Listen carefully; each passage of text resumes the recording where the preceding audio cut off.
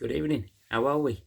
Welcome to another edition of Up the Reds TV with me. This is the post-match of Liverpool 2, Bologna 0 in the second round of games in the Champions League that was played yesterday. That's the 2nd of October. Okay, today's obviously the 3rd of October, so let's get straight to it. So I was at the game. Atmosphere was great. Both sets of supporters making it a very, very good sort of like Champions League night to watch a game of footy. And so, yeah, that was really good. Slight hoarse in my voice, because yes, I do sing. And those around me were singing. I was in the lower Kenny. And yeah, so it was good vocal support for both sets of teams, if I'm honest with you. So we started off well. We're on the front foot. We score after 10-11 minutes, and I thought, right, okay, we've got the better of this team. And then we had a couple of half chances, and then we let Bologna come back into the game. I think they hit the post once or twice and the crossbar in the first half. Ali made a couple of saves, and then we just started to make individual error mistakes. Trent being the worst culprit in the first half. I just thought he was giving the ball away too much, or losing out to 1v1s, and yeah, it was a weird 20-minute spell in the game where they looked really on top, and we just couldn't play out the back as efficiently. They did what Atlanta did to us, went man-to-man marking. They were playing a 4-1-4-1 formation. So Ali had Virgil had the ball, passes it to Ali. They weren't going to move. They were set. The traps everywhere. But Ali was slow in making his decisions. Probably because he didn't have too many to make. So he was playing them short balls to Ibu. Ibu's trying to find Trent or one of the midfielders, but the press was really good from Bologna. And you have to say that they did that very well in the first half. So, yeah, so we got needless bookings as well in the first half. Not sure what Virgil did wrong. The player went down screaming and gets a yellow card. He's holding his face. That's what Italians have been doing for years and years. So, and then Ibu gets a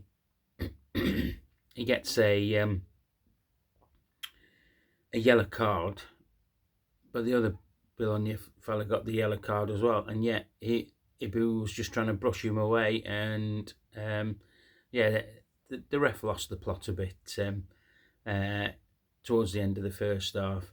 Robbo gets a yellow card for a shirt pull, so yeah, it was a very frustrating end to the half, but we came in 1-0, but I have to give praise where praise is deserved. I thought the midfield did okay, you know.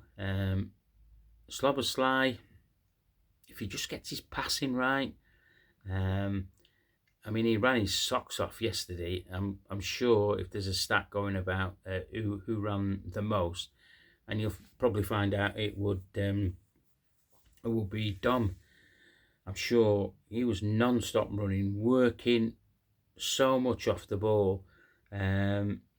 Maka had a good game as well. He was getting stuck in. What more expletives can you give about Ryan Gravenberch? He's different gravy.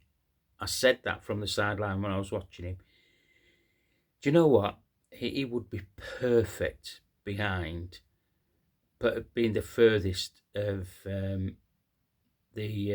midfielders, because he's got such an array of skills. You know, twisting and turning, getting away from players. He is. I know it's a role that he's played a few times back in his youth days and whatever, and he's making his own. But he was quality, first half, second half. The three forwards, if I'm honest, I was a bit disappointed. I know Mo played a lovely ball to the back stick where there was three lads waiting, and Alexis McAllister came in and put the ball away. So 1-0, good finish, as I said, and then we just seem to have lost our way a bit. Just on this short passing from our three forwards, were just keeping a high line. They're not Salah of old, Bobby Firmino or Sadio Mane, and you could see that Luis Diaz tried to do something. I thought Nunes, he didn't have a very good game for me. I don't think he understood what his role was. Out of the 12 passes he could have made, he only made 4 throughout the whole 60, 70 minutes, however long he was. We're struggling with him, I think. He's been given chances, and rightly so he should be given chances, because if he's doing things right in training, he should be doing them right on the football pitch. But he seemed to be blowing yesterday. He seems to be out of all sorts, and the Reds were getting behind him, to G him up or back him up, but he just, the offside was so blatant. I wish Arnie and his coaching staff would just have a word with him, just to say, look, mate, you are probably one of the quickest players we've got. You don't need to go early. Bend your run and you'll be onside.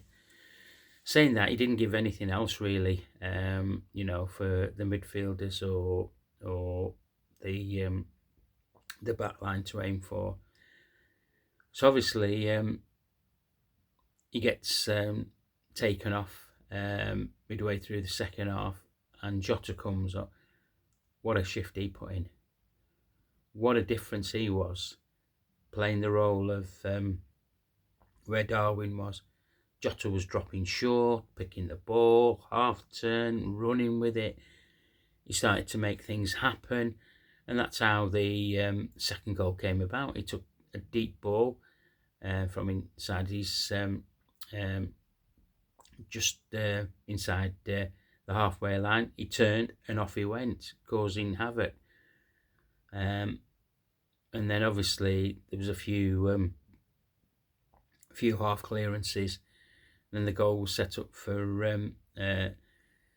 Mo. The runners were really important. Dominic Szoboszlai, Trent owned it up. Mo did have a sniff a few moments early before he scored. Quality finish. And again, that's really all he did throughout the game, and probably that's why he gets left on the pitch. When possibly at other times he'd have been hooked off because he wasn't working hard enough. He was giving the ball away, which seems to be his trait at the moment. Again, there was a couple of chances where he just couldn't get, the pass was too short, which is frustrating really when you're watching it live, because it's a simple pass, and yet it just turns us on a counter attack. Luis Diaz did all right. Like I say, he in the first half he could have shot 3 times on one of his mazy runs, but he ran enough the full length of the 18-yard box and just didn't get his shot off. Cody did all right when he came on. Made a difference, was lively. As I say, Jota did all right. Curtis Jones did okay. I thought Um, Simicast did very well when he came on. He was a bit of a strength. Nothing was going to get past him. So yeah, and then obviously Conor Bradley came on just to show the backup. So we came away 2-0 winners. So you know, we've got 6 points from Italy's two top four teams from last season, and you can't ask for a better start, really. Um, we're used to watching gun ho football under Jurgen Klopp, but under Arne Slot, everything seems to be sort of like, I wouldn't say calm. The principles are still the same that Jurgen applies, but it's just a different way. We look after the ball at the back a bit better when we're a third up the pitch, and we just need to do a lot more better in other areas of the pitch. Probably the top half. I mean, clean sheet's a bonus, but we do seem to let ourselves down in some of the decision making that we with our passing. I'm sure Arnie will sort that out. We shouldn't really grumble, should we? Top of the league, in the top 8 of the Champs League table. We get to 12 points. I think we're virtually in that next round. You don't play an extra 2 games in February, and that's what you got to look forward to. So yeah. Will Arnie change it for the next game against Crystal Palace? Do you know what? I was surprised when I saw the team. Obviously, Jota would have started, I would have thought, ahead of Darwin Núñez. Jota, for me, is definitely a shoo-in. He does a lot more on and off the ball, and I would have him up there.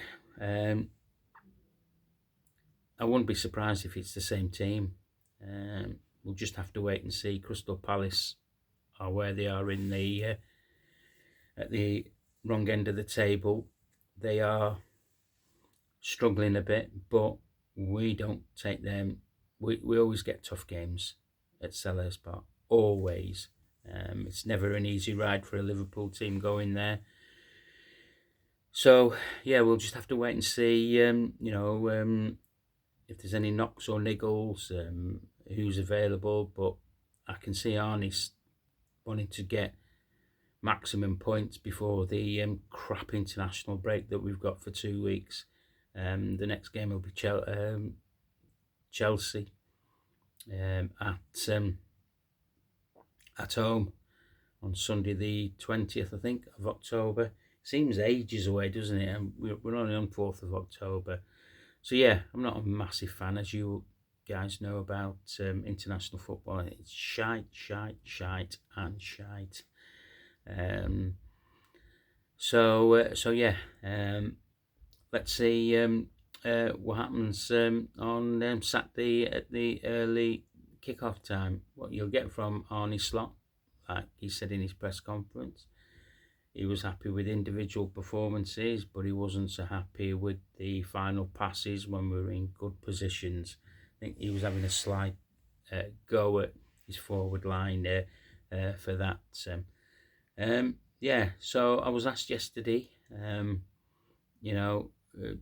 what's my genuine opinion now on Arne Slot.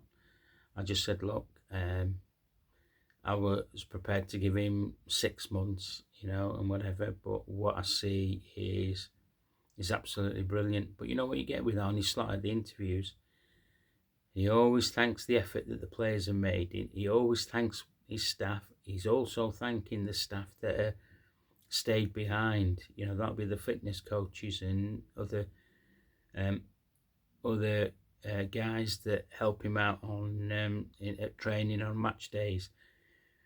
So he's very humble. He knows what the job entails. I mean, what's that? 8 victories in 9 games First time that's ever been done by a Liverpool manager. He doesn't want to be recognised with that.